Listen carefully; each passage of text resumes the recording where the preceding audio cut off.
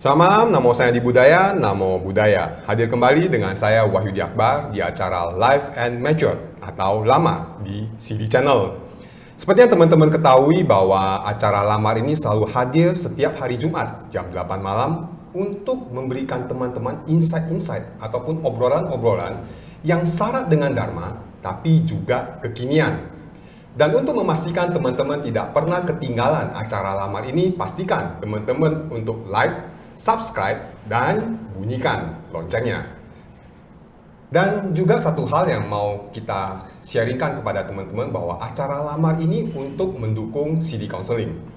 CD Counseling hadir untuk teman-teman yang butuh counseling, butuh teman ngobrol, butuh untuk berdiskusi yang berkaitan tentang kesehatan, tentang keluarga, tentang hukum, ataupun tentang karir.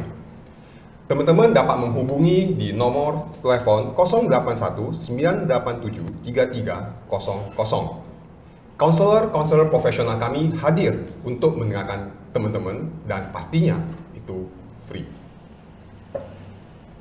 Malam hari ini kita akan membahas satu topik yang menurut saya sangat menarik bagi para profesional ataupun pengusaha ataupun keluarga muda yang punya kebingungan atau punya sebuah keinginan aktif berorganisasi tapi merasa nggak punya waktu, sibuk untuk ngurusin kerjaan dan juga keluarga. Dan hari ini kita punya narasumber yang jauh-jauh dari kota Medan ke Jakarta. Nah, ini pasangan muda, ya, suami istri. Saya akan perkenalkan terlebih dahulu siapa mereka sebelum saya mulai menyapa pasangan tersebut. Yaitu ada Ko Hendra, seorang kepala bagian Departemen Trading, Supplier Implementation dan Engagement di sebuah perusahaan kelapa sawit nasional, dan juga aktif sebagai Ketua Sarjana dan Profesional Buddhis Indonesia di Kota Medan, dan juga Direktur Pelatihan Dharmasoka Institute dan Dharma Duta MBI Medan, dan penyuluh agama Buddha non-PNS Kanwil Kota Medan. Halo Ko Hendra, apa kabar? Selamat malam. Selamat malam, Ko Wahyudi, Namo Budaya. Dan berikutnya adalah istri beliau, yaitu Cifani. Dan beliau adalah seorang Vice Manager Emerging Financial di sebuah perusahaan bank nasional juga, dan aktif sebagai Direktur Pendidikan Dharmasoka Institute, Wakil Sekretaris Indonesia Tipitaka Center, dan Dharma Duta MBI Medan. Selamat malam Cifani, apa kabar? Namo Budaya. Namo Budaya. Nah, ini pasangan muda yang luar biasa, yang aktif, yang bagaimana juga kemudian berkeluarga, terus kemudian membagi waktu. Ini yang kita mau ngobrolin. Nah, saya akan mulai pertama kali dengan Cifani terlebih dahulu.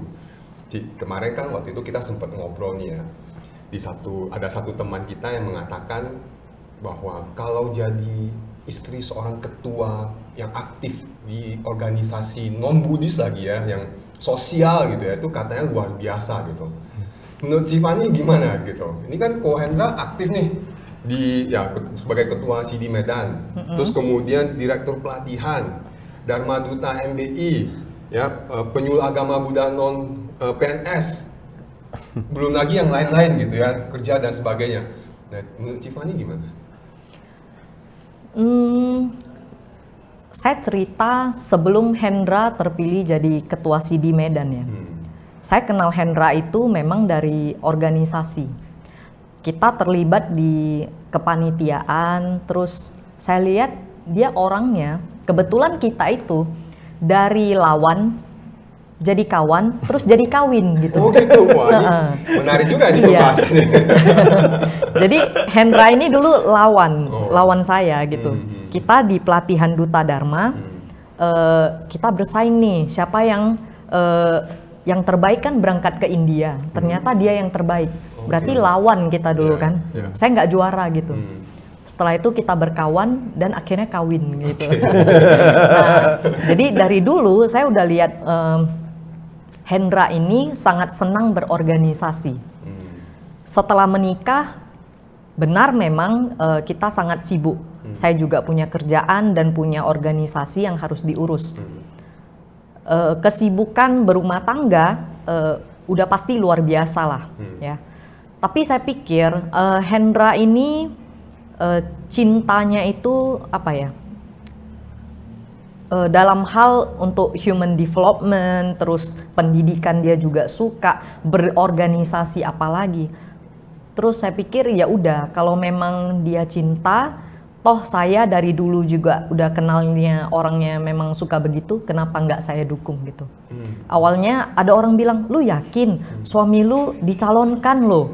Terus dia bilang iya lo gitu. Lu yakin? Lu nggak mau suruh dia mundur aja? Nanti gimana? Kalian dua-dua sibuk kuliah lagi, kan lagi S2 ya kita. Luar biasa.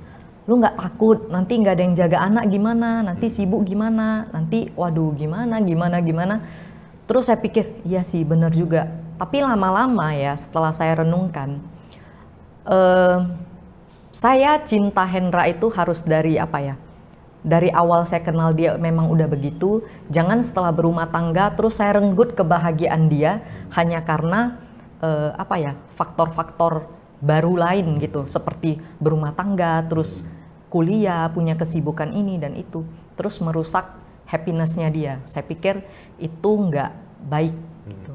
Jadi ya udah, kalau saya tanya, lu siap jadi ketua SIDI? Ya siap jika saya terpilih katanya. Ya udah, go ahead. Nah saya juga harus dukung dia begitu. Oke, ini menarik nih.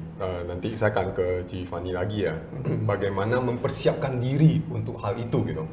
Karena itu kan butuh satu kualitas mental ya, suatu kualitas batin yang membuat kita mampu siap menerima kesibukan, misalnya ya kesibukan suami yang membagi waktu antara keluarga, kerjaan, organisasi, terus kemudian belum lagi kuliah, wah itu ada faktor, belum lagi pertemanan yang lain di luar organisasi gitu ya, atau kegiatan yang lain. Nah ini ada satu, menurut saya satu kualitas batin atau kualitas mental yang untuk membuat sehingga terjadi keseimbangan sesuai dengan tema kita hari ini adalah Buddhist Millennials, Balancing Family and Spirituality.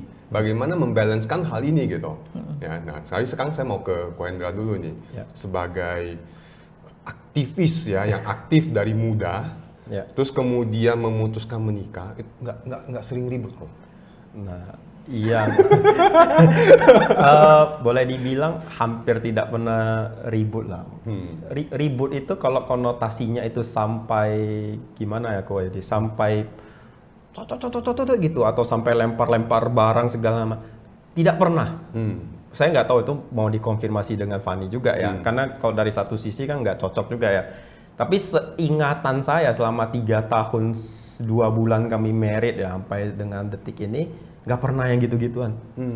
Kalau perbedaan pendapat, tidak senang tidak cocok dengan satu topik misalnya ya, itu tidak sering terjadi sih. Mungkin ya masih dalam 1 tahun mungkin nggak sampai 12 kali kalau boleh saya bilang ya. Artinya dalam 1 bulan belum tentu sekali kami sampai tidak cocok dalam satu pandangan gitu.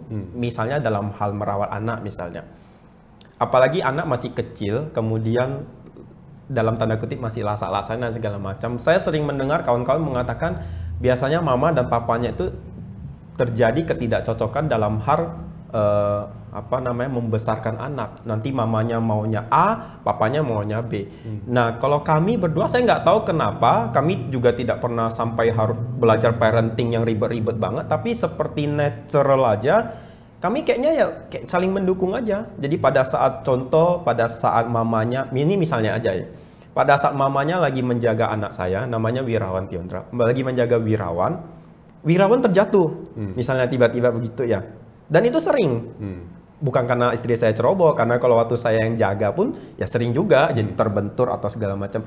Kami meresponnya itu dengan tidak, kamu gimana sih jaga anak, masa gitu aja terbentur, atau kamu nggak becus bang. Kami lebih ke nggak begitu. Kami lebih ke melihat anaknya ada apa-apa atau tidak. Kalau nggak ada apa-apa, ya sudah, kami berdua sama-sama menenangkan. Lebih ke gitu, lebih ke tidak memblaming gitu loh, lebih ke tidak, kamu gimana sih nggak becus banget, sinilah saya yang jaga aja lah, lebih ke nggak gitu. Jadi rasa-rasanya kalau di pertanyaan tadi apakah sering berantem atau tidak, kalau boleh saya bilang sih, saya hampir tidak pernah merasakan ada gejolak itu. Makanya kalau dikatakan apakah saya married happily, saya boleh katakan for sure 100% saya sangat happy married dengan istri saya di kehidupan yang saat ini. Oh, luar biasa, ini yang kita mau cari tahu juga nih dari pembicaraan di malam hari ini. Karena tadi kan ada perilaku tersebut. Nah, boleh tahu nggak motivasi sehingga mampu membalancekan tidak terjadi salah menyalah? Karena paling gampang kan itu ya, misalnya dalam satu keluarga, setelah menikah kenapa saya jadi nggak bebas? Misalnya saya jadi tadinya aktif di organisasi, sekarang jadi nggak boleh, dilarang atau apa. Nah, nanti saya mau tahu dari Ko Hendra juga sama Tiffany, apa sih landasan berpikirnya sehingga mampu membalancekan gitu, artinya ya menikmati situasi ini gitu, atau menjalankan situasi ini dengan baik gitu. Nah, kalau kayak dari Ko Hendra, apa landasan berpikir sehingga menjalani dengan baik? Kalau dari saya sih, saya selalu berpandangan bahwa semua orang ya, kita ini sebenarnya diberikan waktu yang sama. Apa kita punya waktu yang sama? Sama-sama punya 24 jam.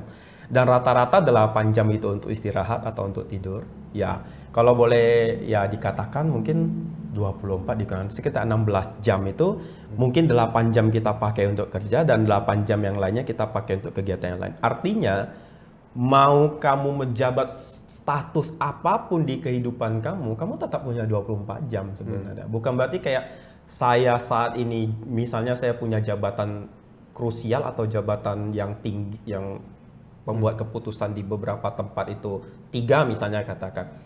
Ko Wahyudi mungkin 5. Tapi walaupun Ko Wahyudi 5 dan saya 3, kita tetap punya 24 jam Ko Wahyudi. Tidak ada yang punya 25 jam di hidup ini. Saya belum pernah jumpa tuh orang yang dia waktunya 25 jam.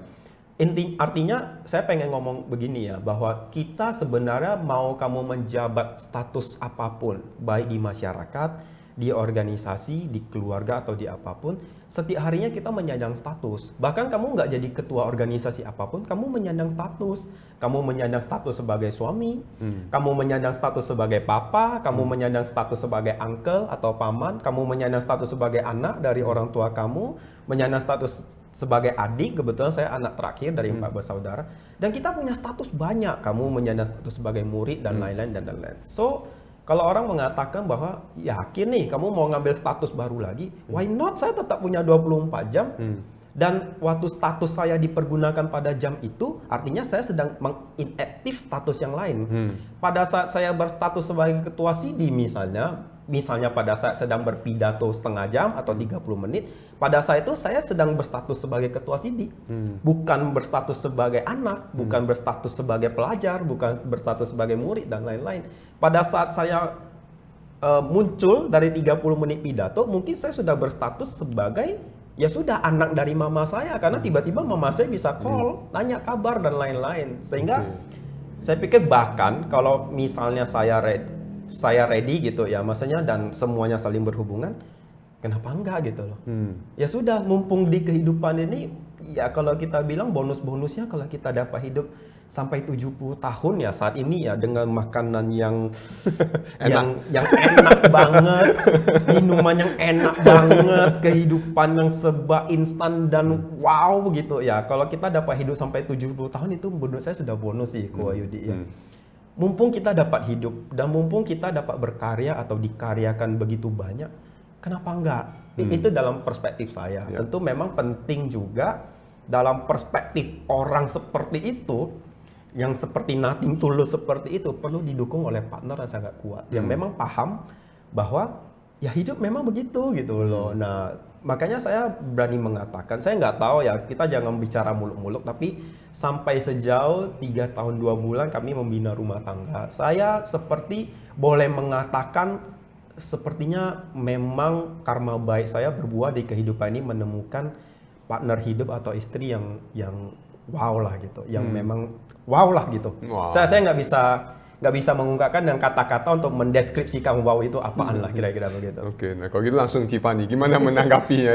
Artinya lebih ke dalam konteks ya, ya tadi soal pasangan yang mensupport pasangan ya, sehingga mampu ya tadi ya aktif.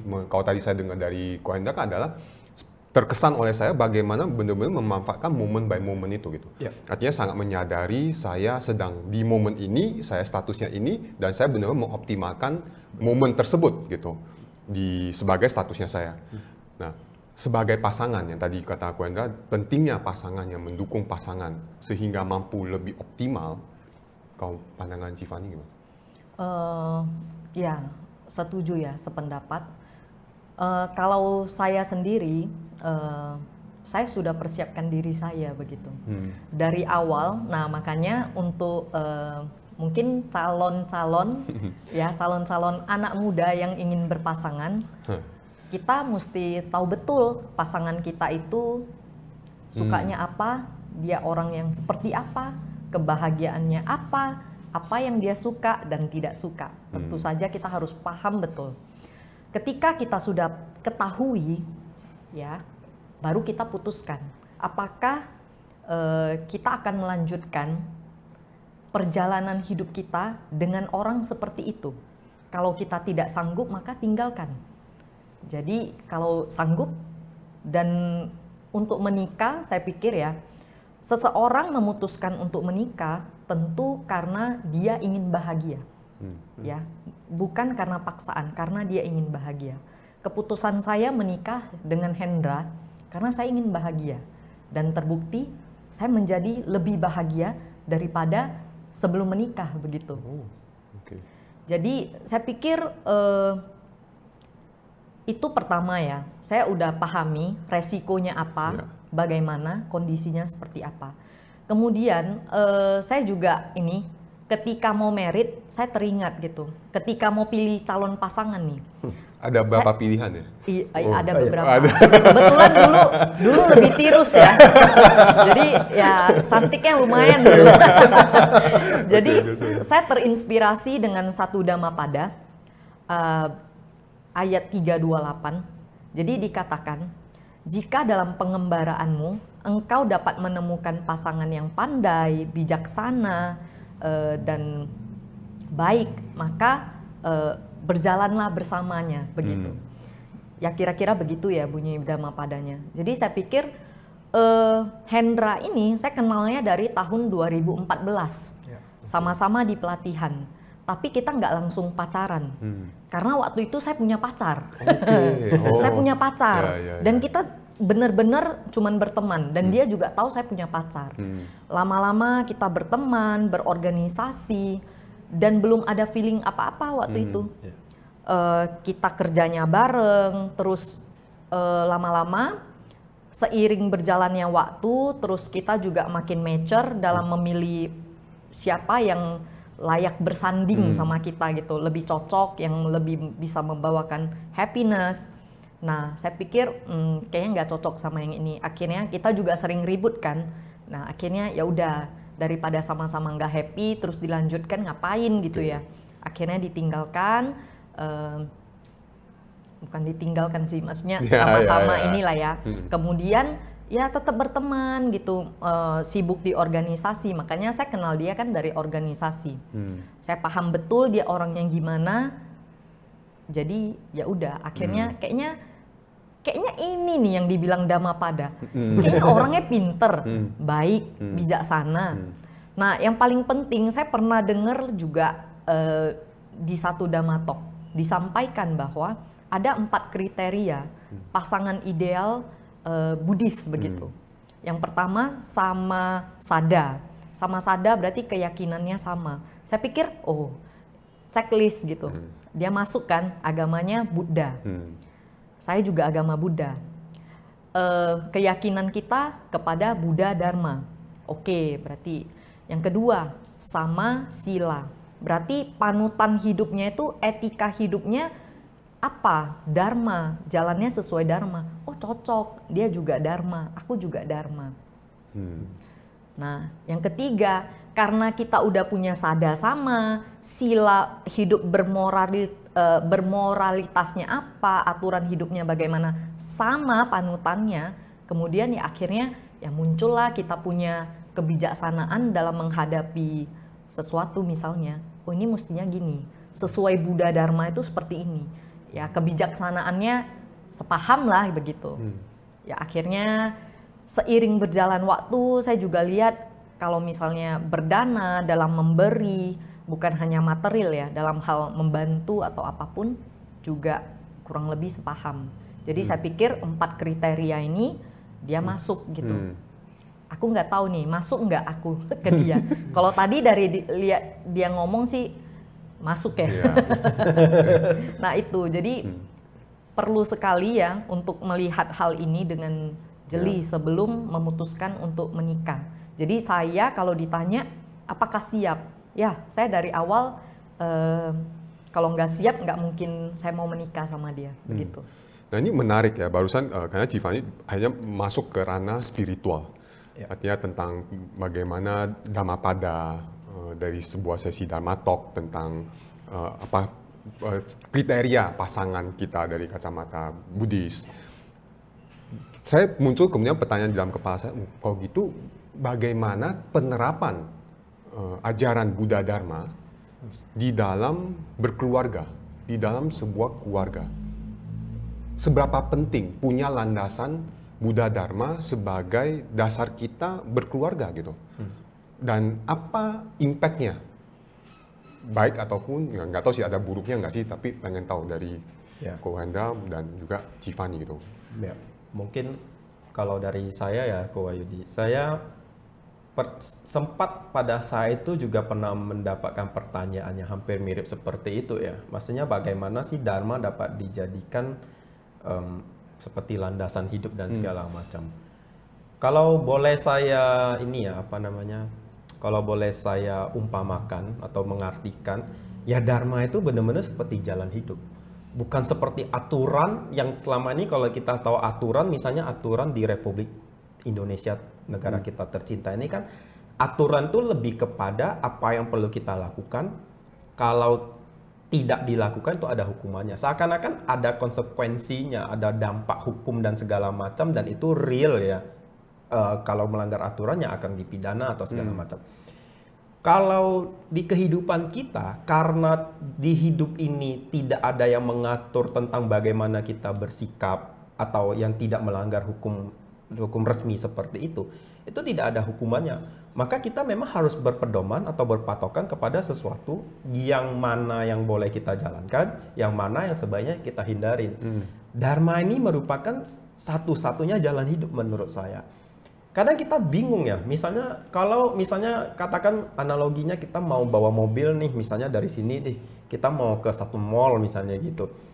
Kan kita butuh satu pedoman. Kalau kita sama sekali buta, nggak tahu, kayak saya orang Medan. Saya sok-sokan datang ke Jakarta, di tempat saya menginap atau tempat saya tinggal, saya mau ke sebuah mall. Apa yang perlu saya lakukan? Kalau saya punya transportasi mobil, pastikan saya pakai Google Maps atau Pet Waze atau apalah itu ya. Itu kan berarti kayak satu alat ya yang saya pakai ya. Dharma sesungguhnya sama. Kita sama sekali buta. Buta kenapa? Karena apa yang terjadi di yang di setelahnya ini, atau 1 jam kemudian, 1 menit kemudian, 1 tahun kemudian, atau bahkan 10 tahun, 20 tahun kemudian, kita nggak tahu. Artinya kita nggak tahu kita mau menuju kemana nih. That's why kita butuh satu jalan agar kita tahu bahwa kita tidak sedang salah jalan. Kita butuh seperti Google Maps itu. Nah, Dharma inilah yang memang harus kita pakai untuk bisa menghantarkan kita kepada kualitas hidup seperti apa yang kita mau. Kalau kita membayangkan atau mengimpikan, nanti saya umur 50 tahun, saya akan hidup seperti ini, saya akan punya keluarga seperti ini, kualitas seperti ini yang saya mau capai, maka mulai dari sekarang atau dari sebelumnya, kita memang sudah harus mempersiapkan dan satu persatu ya. Bagaimana saya bisa mencapai kualitas hidup yang seperti itu di umur 50 tahun. Nah, Dharma ini yang kita pakai. Jadi kalau orang mengatakan bisa nggak, ini kalau menurut saya, bisa nggak kita hidup tanpa pakai sebuah jalan atau tanpa pakai sebuah panduan? Menurut saya, dengan tegas saya katakan tidak bisa. Orang akan seperti mengemudi sampai bensin kamu habis. Dan kamu nggak akan sampai tujuan itu.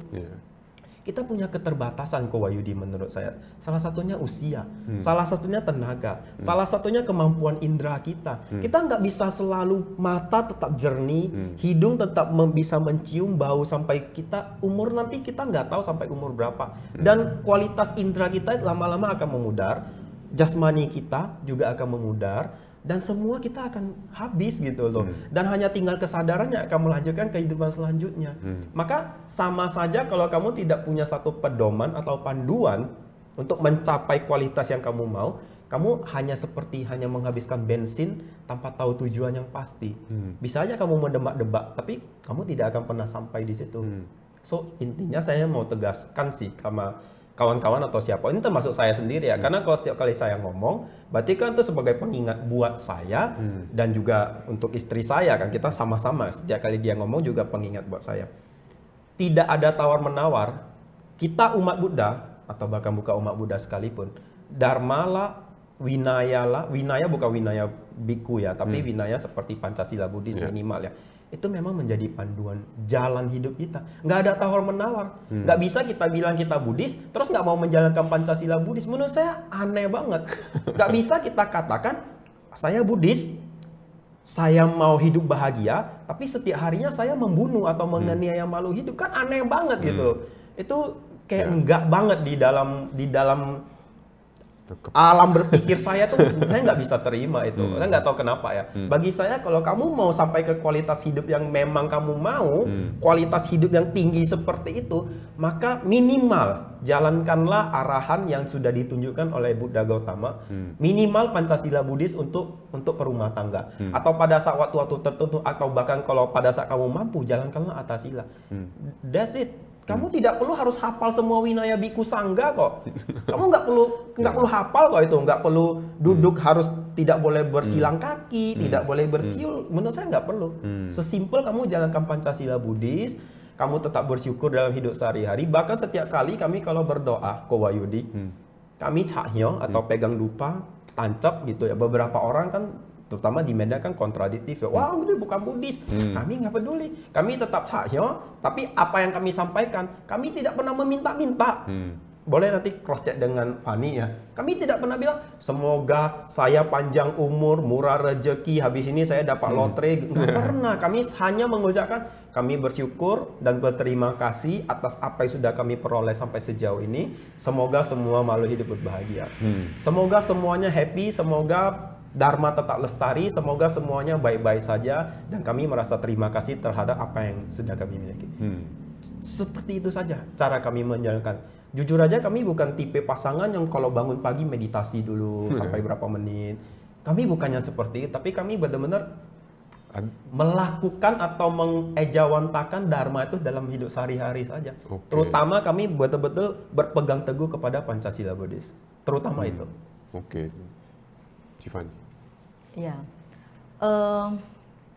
Kalau Dharma ya, Dharma itu kan udah kayak jalan hidup. Dalam hidup itu mesti punya panutan. Jadi panutannya apa? Kalau dulu saya itu parita-parita hafal waktu masih ini muda-mudi, parita-parita hafal. Tapi waktu itu punya juga pacar yang bukan Buddhis gitu. Jadi tidak diterapkan Dharma itu begitu. Alhasil apa? Masih merasakan penderitaan, masih merasakan kok hidup gini amat ya gitu. Kok kayak gini ya? Misalnya waktu orang tua bertengkar, kok gitu ya? Padahal parita aku hafal loh. Gitu. Aku tiap minggu ke wihara loh, tapi nggak punya happiness gitu. Akhirnya saya pikir ada satu lagu, saat ku sedih meratapi kondisi, ku teringat ajaran Sang Buddha begitu. Jadi saya pikir-pikir lagi, saya ingat-ingat lagi, oh iya selama ini nggak diresapin gitu. Akhirnya makin saya belajar, makin saya tahu, terus dijalanin. Dan akhirnya oh ternyata hidup itu bukan hanya melulu tahu soal aturan moralitas, tapi lu juga mesti punya kesadaran dan keinginan ingin berubah gitu. Nah, bagaimana kami menerapkan dalam kehidupan, terutama saya, kita tahu Dharma itu aturannya bagaimana, yang boleh apa, yang tidak boleh apa, ya itu saja dijalankan begitu. Dari menjalankan itu, kalau dari Cifani ada dalam sebagai keluarga, artinya tadi kalau saya dengar dari Koanda juga dari Cifani, artinya pentingnya perlu ada sebuah landasan. Kalau kita bisa dalam konteks spiritual itu adalah menjadi sebuah jalan hidup kita Ya bayangkan ya benar juga kalau kita berjalan tanpa adanya sebuah panduan, tanpa tahu mau kemana gitu ya, tidak ada arahan ya tadi, tiba-tiba udah bye-bye, terus masih ini kemana ya Bensinnya gitu. udah habis. Bensinnya udah habis gitu, terus nggak nyampe kemana-mana gitu, hanya berkutat di sana Betul. gitu. Dan sesama pasangan itu juga seperti yang saya bilang tadi, Ya. salah satu kriterianya mesti punya sama sila. Ya. Tapi sehingga kita tahu nih panutan hidup kita itu mau kemana. Ya. Ketika dihadapkan pada satu masalah, kita tahu nih tujuannya ke sini loh. Jadi ngapain dipeributkan? Ya. Yang benar ini loh gitu. Jadi itulah pentingnya hidup harus punya panutan. Cuman tadi kalau ada 4 kriteria, kalau saya bilang tadi Hendra masuk 4-4-nya, ya jangan sampai ada pasangan di luar sana yang mikir, oh ini cuma punya 3, satu lagi kemurahatiannya kurang, dia pelit, soalnya ekonominya juga nggak gitu bagus, ya nggak bisa dipaksa juga kan gitu. Jadi ya tergantung yang terakhir ini lu punya acceptance berapa besar gitu. Oke. Nah dari situ mesti menerima kondisi. Lu sanggup nggak terima dia gitu. Atau lu mau sama-sama bertumbuh nih. Kalau saya sama Hendra, saya pikir kita dari awal bukan langsung jadi Fanny yang begini, atau dia bukan langsung jadi Hendra yang hari ini ngomong begini, tapi kita sama-sama punya spirit, kita punya kemauan untuk belajar, untuk tumbuh menjadi kami yang lebih baik setiap harinya, begitu. Jadi harus punya semangat juga ya, sama-sama ingin bertumbuh, begitu. Ada mau? Ya enggak, saya sepakat sih. Artinya tadi kalau menambahkan yang Fanny bilang, walaupun Buddha menyatakan ya dalam kitab suci bahwa ada 4 kriteria pasangan yang sebaiknya dapat dipenuhi sebagai seorang pasangan atau pasangan lah gitu ya, punya keyakinan yang sama, punya moralitas yang sama, punya kemurah hatian yang sama, dan punya kebijaksanaan yang sama. Walaupun pengertian sama di sini bukan setara, bukan kayak 1:1 atau 2:2, tapi sama itu artinya memiliki bukan setara ya, tapi lebih kepada punya keinginan atau punya level atau punya sesuatu yang sekiranya itu sebanding, jangan kontradiktif. Jangan satu pembunuh, satu penyayang gitu loh. Itu kontradiktif banget. Bisa jadi seseorang itu sangat penyayang, seseorang pasangan yang lainnya itu penyayang doang, nggak sangat gitu. Nah, saya sepakat terhadap apa yang Fanny sampaikan tadi. Di pengembaraan kita di kehidupan saat ini ya, kalau kita menemukan ada kualitas-kualitas seseorang yang sekiranya dapat jadi calon pasangan kita, dan kita melihat dia belum sampai kepada level seperti kita, misalnya kalau kita tahu saya levelnya, katakan kalau kita ukur 1-10, angka saya itu 7 misalnya ya. Kalau saya menemukan seseorang yang levelnya sekiranya 5, jangan juga kita melewatkan kesempatan itu. Setidak-tidaknya dia udah level 5 gitu loh. Dia bukan level 0. Nah, bagaimana caranya kita berdua sepakat, saling berkomunikasi. Menurut saya sih salah satu resep bagaimana kita tetap dapat baik, kita tetap dapat rukun dan lain-lain dalam kehidupan rumah tangga itu berkomunikasi terus-menerus ya. Ya kecuali kamu nggak dapat ngomong dua-duanya, itu pun bisa pakai bahasa tangan. Saya nggak tahu apa tuh bahasa apaan lah. Begitu, yang penting komunikasi, kita punya kemauan ingin tumbuh bareng-bareng, jalankan kawan-kawan gitu loh. Kamu nggak akan bisa menemukan seseorang yang selevel dengan kamu, atau kamu mengharapkan dia lebih tinggi levelnya dari kamu. Karena saya teringat sama siapa ya, ada satu artis yang mengatakan kalau nggak salah, kalau kamu, dia bilang cewek nih, seorang cewek, kalau kamu cari seorang cowok yang ganteng, kaya, baik, tidak merokok, pokoknya semua bagus dah, perfect, sempurna gitu ya, itu nggak ada lagi di dunia ini. Karena dia nggak akan mungkin milih kamu. Dia juga akan milih cewek yang sebanding dengan dia. Dia juga akan pilih cewek yang kaya, cantik, mulus seperti model atau segala macam. Kamu yang bantet, gendut, jerawatan, nggak berpendidikan, mana mau dia sama kamu gitu loh. Artinya sama. Jadi kita lihat diri kita, level kita di mana. Janganlah kita cari sampai yang setinggi-tinggi langit begitu loh. kadang-kadang setara dengan kita saja sudah cukup, atau di bawah kita, tapi kita benar-benar sama-sama mau jalan bareng. Makanya komunitas-komunitas seperti ini, saya beruntung banget ya, dari kecil mama papa saya mengizinkan saya untuk berkomunitas, untuk pergi ke organisasi atau tempat-tempat sosial yang sebenarnya tempat sosial itu merupakan tempat kita untuk melatih atau mencari orang yang mau bekerja tanpa dibayar, kena marah lagi. Di mana itu carinya? Udah bekerja dengan susah payah seperti kawan-kawan Ko Wahyudi, Ko Chance, Ci Irma, hari ini Ko Kenny yang kerjain begitu ribet seperti ini udah nggak dapat bayaran, kena marah lagi kadang-kadang. View-nya nggak banyak lagi misalnya gitu, tapi tetap mau. Tempat-tempat seperti inilah dimana kita benar-benar dapat melihat orang-orang yang dengan tulus mau menjalankan hidup ini, mau berbagi, mau mengabdi. Makanya saya beruntung banget, saya diizinkan untuk begitu, sehingga saya menemukan orang-orang begitu. Kalau dalam kegiatan seperti ini saja dia tulus dan lain-lain, kita bayangkan suatu hari kita hidup dengan orang seperti ini, yang sudah terbiasa tulus melayani, tanpa ada embel apa-apa, tanpa mengharapkan rewardnya apa dalam hidup. Saya pikir itu tempat yang sempurna untuk kita berlatih sekaligus menemukan pasangan yang sangat ideal. Dan tentu saja seperti tadi Fanny bilang, kami bertemu di tahun 2014 di sebuah komunitas namanya Komunitas Pelatihan Dharma Duta Muda, dan that's it, perfect.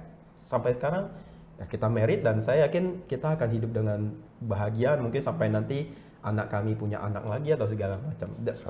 Sadu. Itu yang saya harapkan. Ya. Teman-teman, ada satu atau dua hal yang saya pelajari dari Ko Hendra sama Ci Fanny dari pembicaraan ini, yaitu adalah pertama, kalau buat teman-teman yang belum menikah, tolong jangan asal pilih. Pastikan, maksudnya gini, ada tadi ya Ci Fanny, ada kan kita ketemu orang yang udah pacar, nggak rela melepaskan karena merasa udah kelamaan, akhirnya padahal dia udah tahu ini zat-zat dalam benak dia kayak sebenarnya nggak cocok, tapi karena sayang nih udah 10 tahun atau 5 tahun pacaran atau apa gitu. Orang tua udah kenal. Orang tua udah kenal, udah dipaksain gitu. Tapi akhirnya setelah itu malah jadinya setelah menikah tidak terjadi keseimbangan itu, tidak terjadi keseimbangan antara keluarga dan spiritual. Jadi penting buat teman-teman, kalau yang belum menikah, lagi dalam proses memilih pasangan, ya pastikan Anda clear, tadi kata Ci Fanny, bahwa Anda clear dengan siapa yang akan Anda pilih jadi pasangan Anda. Kenali terlebih dahulu, dan saya sangat setuju sekali, artinya saya satu pandangan juga bahwa satu arah, satu tujuan, punya spirit yang sama itu menjadi sangat penting, karena akan nanti pada saat menikah udah hidup sama, bareng, ketemu setiap hari. Kalau tidak punya spirit yang sama, tidak punya tujuan yang sama, ya itu percecokan terus gitu ya. Exactly. Ya. Betul. Nah, terus kemudian yang kedua, kalau yang sudah menikah, nah ini nanti saya juga mau tanya. Kalau yang sudah menikah, kalau udah di sini yang benar, masuk sini kan enak. Yang jadi isu kan adalah, let's say ya, masuk ke sini kondisinya tidak sama-sama punya tadi 4 kesamaan itu. Akhirnya ribut dong. Akhirnya si suami mau aktif, si istri apa ini gitu ya, atau si istri mau aktif, si suami yang apa ini gitu. Satu mau maju, satu tarik, satu mau maju, satu tarik gitu. Ada petuah untuk orang yang ngalamin kondisi seperti ini ya, supaya tadi yang balancingnya terjadi gitu. Mungkin kalau dari saya terlebih dahulu ya, rasanya kalau petua itu biasanya disampaikan ke orang-orang yang sudah tua ya. Jadi saya pemuda lah ya.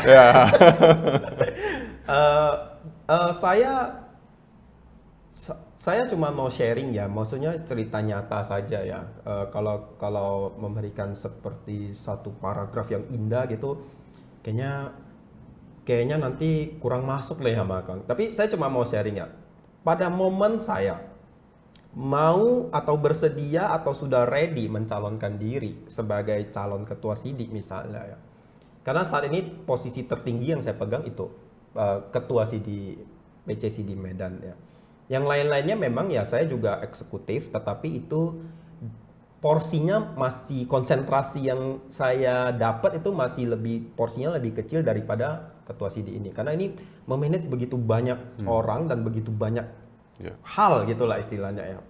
Saya sudah sampaikan ke Fanny bahwa ini, kalau saya menyatakan diri sudah siap, maka saya tidak akan pernah mundur. Saya udah bilang sama dia, seseorang yang menyatakan diri ya, maka dia harus berani dipilih dan berani bekerja. Jangan mengatakan ya, tapi kemudian nanti mengatakan, oh itu saya cuma coba-coba aja kemarin. Saya kurang sependapat yang begitu ya. Kalau kita bilang ya di awal kita ya, gitu. Berarti kita yakin.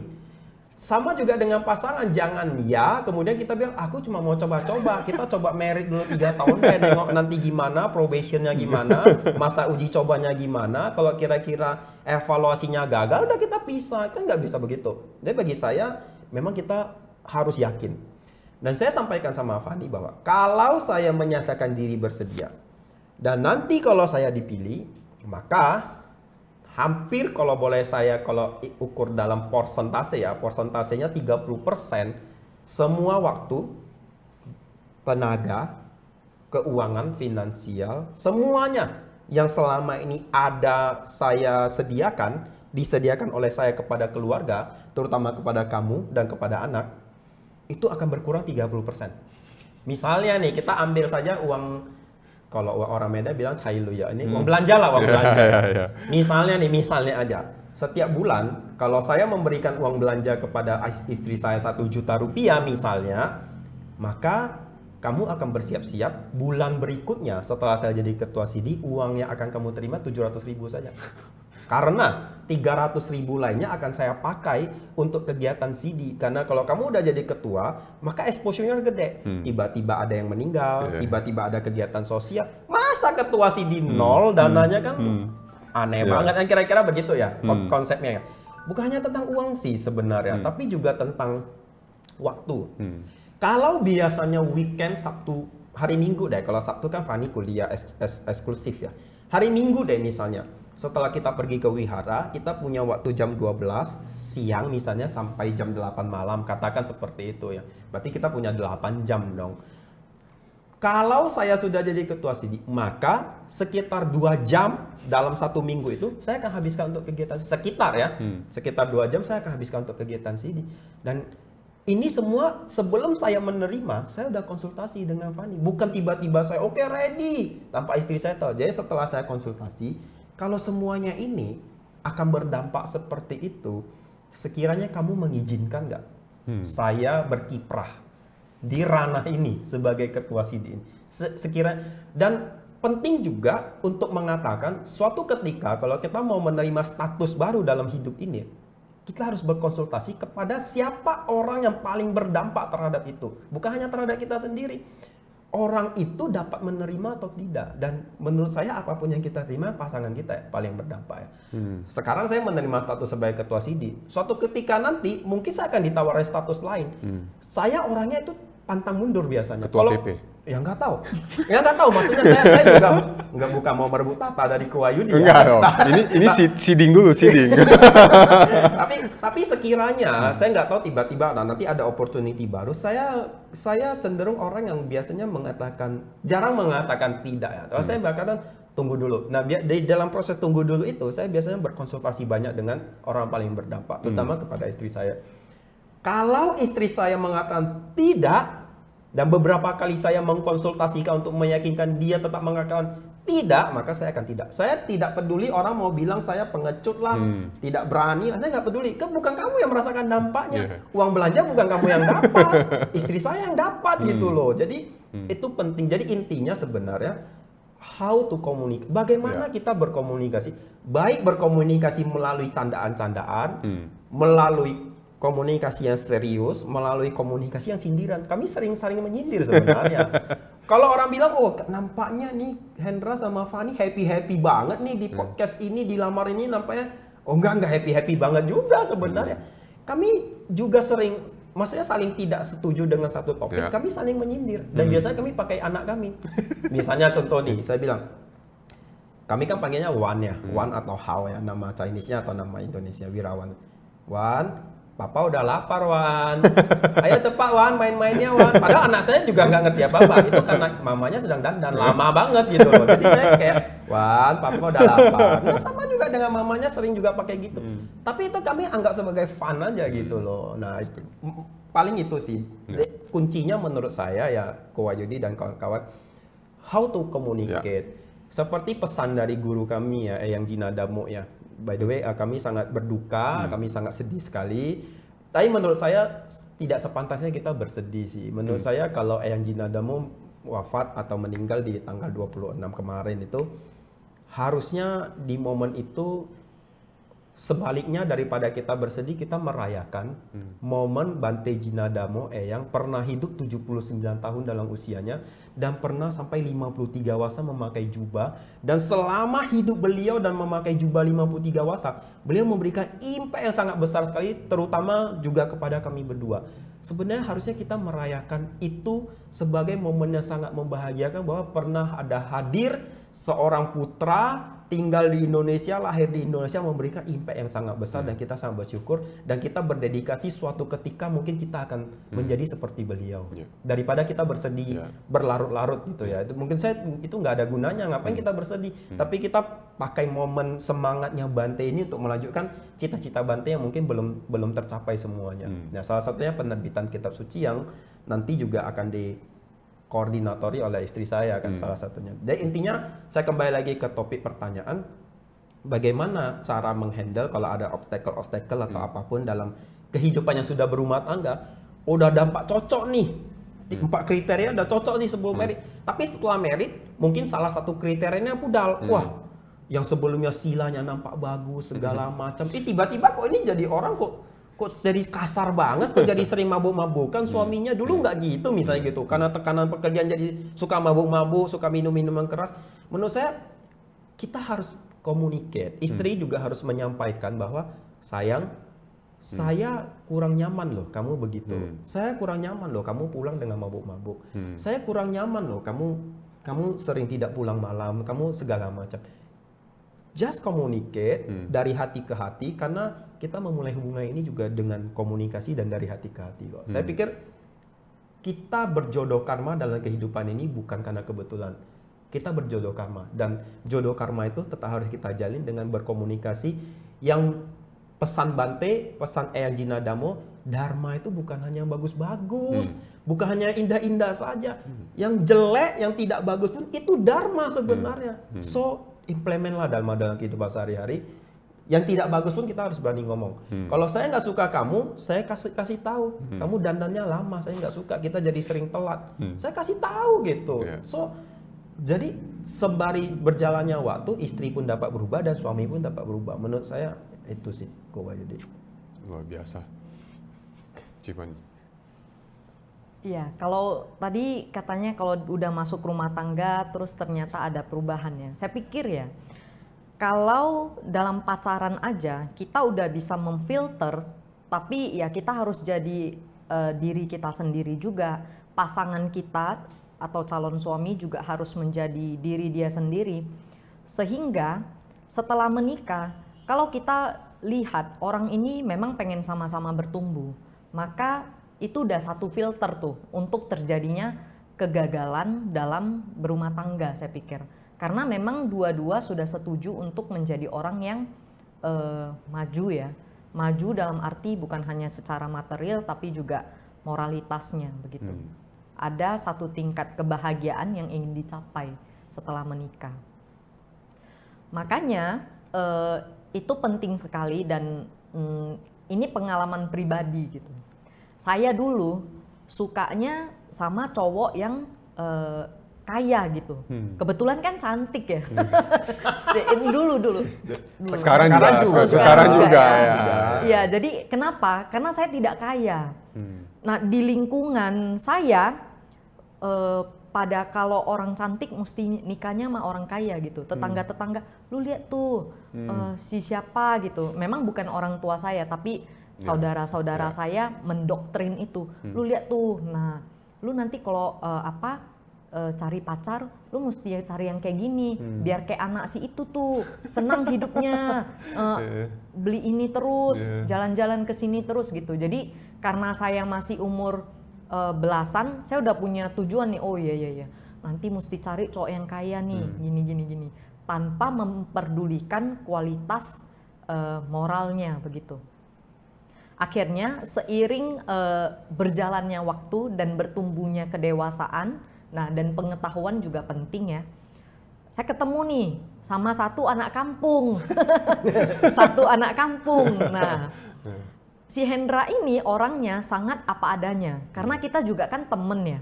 Jadi gimana dia pelitnya, dia orangnya sangat efisien gitu.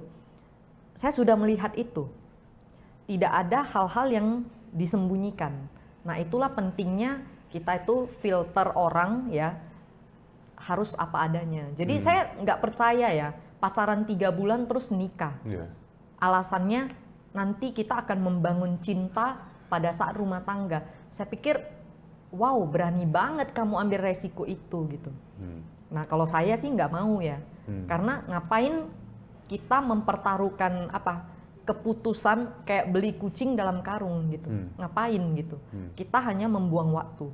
Jadi benar-benar kayak kenal dia 2014, kita meritnya 2019.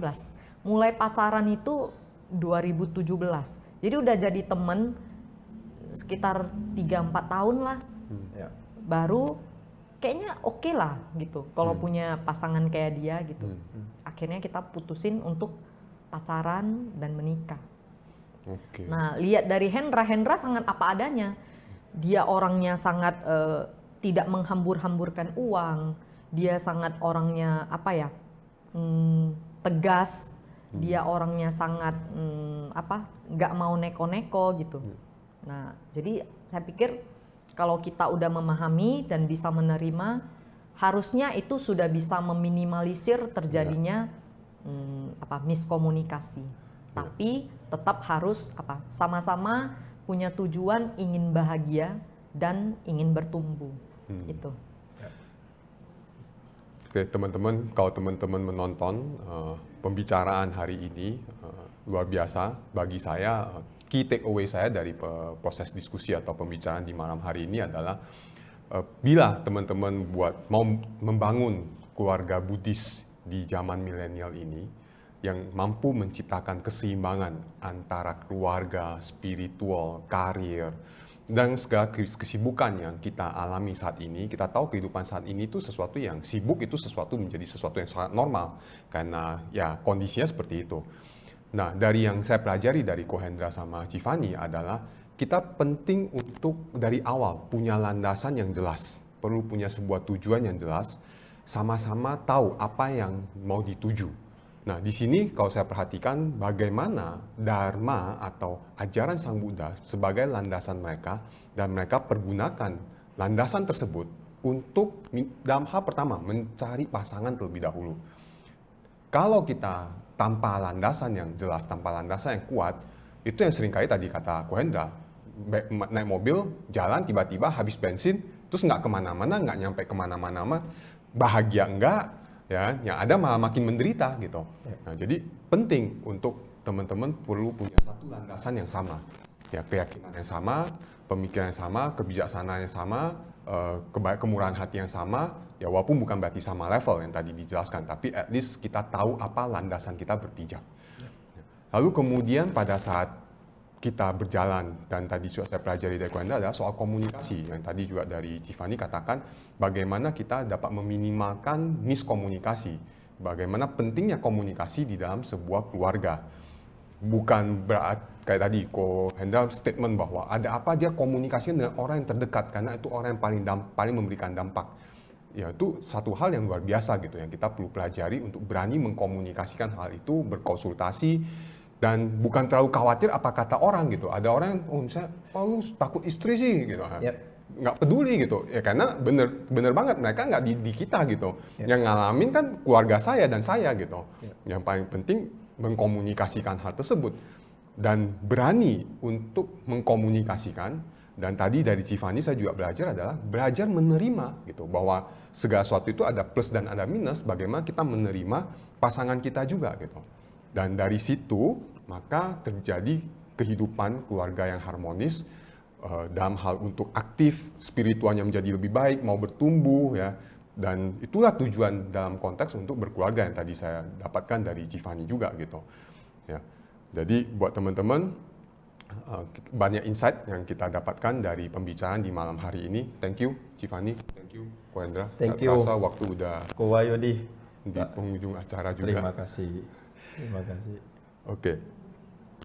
Dan buat teman-teman yang bila teman-teman mau mendapatkan informasi-informasi terbaru terkait dengan Budayana, teman-teman dapat mendownload aplikasi Budayana, ya, ada di Google Play Store, ada di App Store juga ada. Jadi teman-teman dapat mendownload aplikasi Budayana dan di situ banyak informasi, bahkan ada parita yang kau kata Tiffany dibaca, tapi jangan cuma dibaca, jangan cuma dihafal, tapi dipraktekkan juga gitu ya. Gitu. Oke, dan untuk menutup dari Tiffany atau Ko Hendra ada mau any closing statement? Ya, mungkin saya dulu. Cuman seperti kesimpulan ringkas ya dari pembicaraan tadi. Intinya cuman teman-teman, kalau kita merasa hidup kita beruntung, karma baik kita berbuah di kehidupan ini dengan mengenal Buddha Dharma, dengan berkecimpung di komunitas-komunitas yang bagus. Saya nggak berani ngomong hanya komunitas Buddhis saja yang paling bagus ya. Saya pikir banyak lagi komunitas yang bagus. Kalau kita punya karma baik yang cukup dan berbuah di kehidupan ini, jangan kita tolak. Mari kita masuk, mari kita manfaatkan karma baik kita itu untuk bertumbuh. Dan kalau berbicara mengenai pasangan atau couple atau ya pasangan Buddhis segala macam itu, mari kita mempergunakan Dharma sebagai landasan kita untuk mencari, menfiltering kira-kira yang paling cocok buat kita. Dan kalau kita sudah jadi pasangan ya, menjadi suami istri, tentu banyak hal yang akan kita lalui. Mana ada kita berlabuh di lautan, lautnya tenang, kecuali itu laut mati. Dan kita nggak selalu berlabuh di laut mati dong. Karena laut mati itu nggak ada apa-apanya. Kalau orang benar-benar mau menuju ke satu tempat, pasti dia akan berlabuh di lautan yang kadang-kadang tenang, yang kadang-kadang juga berombak tinggi. Penting juga untuk kita paham bahwa kehidupan itu memang laut itu memang begitu. Dan kita nggak bisa mengubah laut itu. Kita nggak bisa mengatakan ombak, kita bukan Eng, kita bukan avatar yang bisa mengendalikan air, kita bukan. Tapi penting kita untuk mengequip atau melengkapi diri kita sendiri dengan tools atau alat-alat atau pengetahuan-pengetahuan dan kebijaksanaan yang memadai untuk kita bisa menghadapi laut seperti itu. Nah, salah satu contohnya adalah mempergunakan Dharma, mengequip diri kita dengan landasan moralitas yang baik sehingga kita akan terhindar dari hal-hal yang tidak kita inginkan. Kalaupun ada air yang masuk ke kapal kita tahu bagaimana cara membersihkan dan mengeluarkan air itu dari kapal kita. Caranya adalah dengan berkoordinasi, berkomunikasi. Bukan dibiarkan ada air kecil masuk ke kapal, kita biarkan karena kita anggap air itu kecil-kecil aja kok. Lama-lama air itu akan menenggelamkan kapal kita, kawan-kawan. Itu menurut saya itu. Jadi kalau orang bilang wah berkeluarga tuh nggak ada riak-riaknya, nggak mungkin lah, kecuali kapal kamu nggak berlabuh kemana-mana ya, tujuan kamu nggak akan pernah sampai. If you want to go, then kamu akan face ombak seperti itu, kadang tenang, kadang berombak, kadang beriak, kadang luar biasa besarnya. Itu hal yang biasa, itu alami banget. Bagaimana kamu melengkapi diri kamu, dan kamu beruntung sekali karena kamu punya pengetahuan menjadi nakoda yang bagus. Artinya kamu sangat beruntung, kita semua ini sangat beruntung. Kita hidup di dunia ini menjadi manusia begitu susahnya, apalagi bertemu Buddha Dharma sebagai landasan hidup. Begitu susahnya kawan-kawan. Kita manfaatkan itu menurut saya, Ko Wahyudi dan kawan-kawan. Niscaya kita akan selamat dan sampai ke tempat yang kita inginkan. Kalaupun kita mati di tengah lautan sebelum sampai ke tempat itu, teman kita, pasangan kita yang berada di kapal itu akan membawa kapal ini sampai ke target yang kita mau itu. Luar biasa. Itu dari saya, Ko Wahyudi. Tiffany? Ya, kalau dari saya, untuk anak muda dan siapapun di sana, kita harus punya semangat ya. Semangat dalam menjadi pribadi yang lebih baik. Kami hari ini, ya waktu anniversary Hendra pernah bilang, tingkat kebahagiaanmu berapa menikah sama aku? Saya jawab 10. Dia bilang, wow, kamu berapa? Ya 10 gitu. Saya pikir, ini bener nggak ini ikut-ikutan aja gitu. Tapi kejujuran dan apa yang kami rasakan itu, saya pikir itu adalah upaya dari kami berdua, sehingga kami bisa merasakan kondisi seperti itu.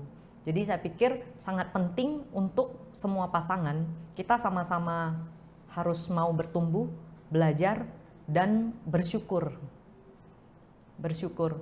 Kita harus bersyukur, lihat lingkungan, ada yang ribut, kita, oh saya nggak mau rumah tangga saya begini. Saya tahu yang baik adalah begini, maka lakukan.